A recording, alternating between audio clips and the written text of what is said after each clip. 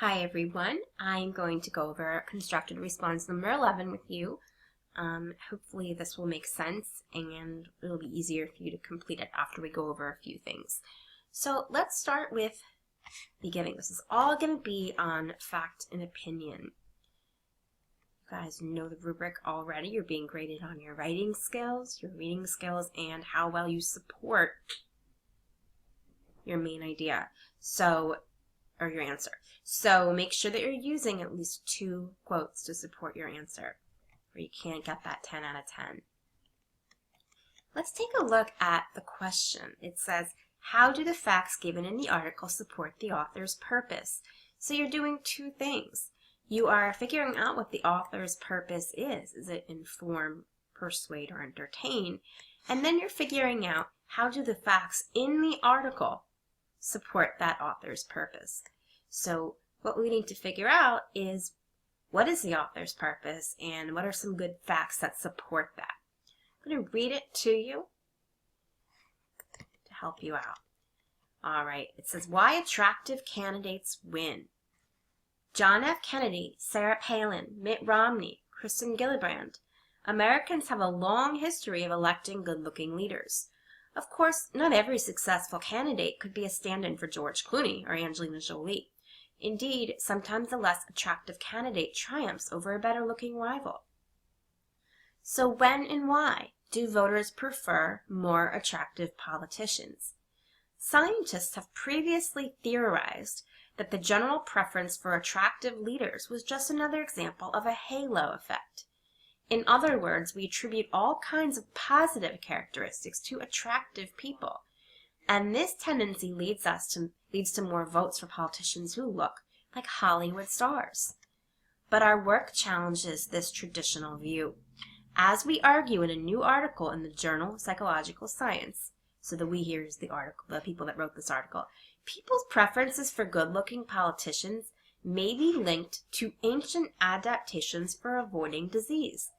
In fact, the preference for attractive politicians seems to ebb and flow with voters' concerns about germs. How and why might disease be related to beauty at the ballot box? Past research has found that some of the features associated with beauty, smooth skin, shiny hair, body and facial symmetry, are actually indicators of health. Based on these findings, we hypothesize that voters' preferences for physically attractive politicians might reflect a desire for leaders who are free from disease. Our ancestors frequently confronted devastating epidemics, so diseases that wiped out many of the members of their groups. At such times, having a healthy leader might have been particularly important. If this is right, then modern humans may have a vestigial tendency, like they have a tendency to prefer attractive leaders when disease threats are looming, or there are a lot of disease threats going on. It follows that preferences for attractive leaders may rise and fall with voters' concerns about disease. That is, people especially worried about germs should be especially likely to prefer physically attractive politicians. To test this hypothesis, we first examined the links between health statistics and voting patterns for winners and losers in the 2010 United States congressional elections. These analyses revealed that in congressional districts with high incidence of disease, more physically attractive candidates earned a significantly greater portion of the vote. So that's important. And were actually more likely to win at the ballot box. In fact, good-looking candidates were almost twice as likely to win in these districts. By contrast, in districts where people were generally healthier, being the better-looking candidate had no measurable effect on electoral outcomes. This finding suggests that the preference for good-looking leaders arises from a desire to avoid disease threats specifically, and is not a response to threats more generally. People who said they were concerned with disease were more likely to desire that a more attractive person take on the boss role, highlighting that the preference for attractive group leaders goes above and beyond the more general preferences for attractive group members. At first blush, or at first glance, you might not guess that typhoid fever a disease, John F. Kennedy and Sarah Palin had any connection with one another.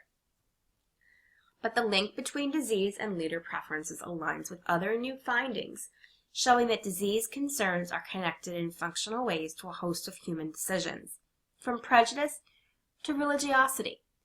This work is part of a larger program of research exploring how human decision-making reflects the influence of our evolutionary past in highlighting how little we understand our own, supposedly reasoned, decision-making. Okay, so all about how people vote and the decisions that they make, and how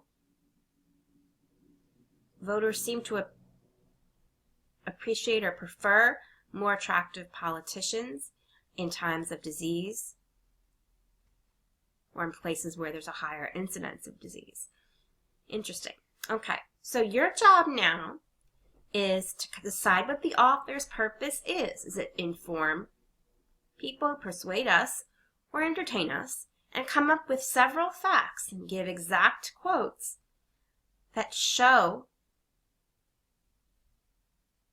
or that support the author's purpose. So that is your job. Once you do that, right here in the box, you are going to put in your answer and you're going to explain it, and then you're going to use your 2 quotes and your facts to support your answer, and you're going to sum up at the end. And that's all you need to do for CR number 11. If you have any questions or need help, please ask.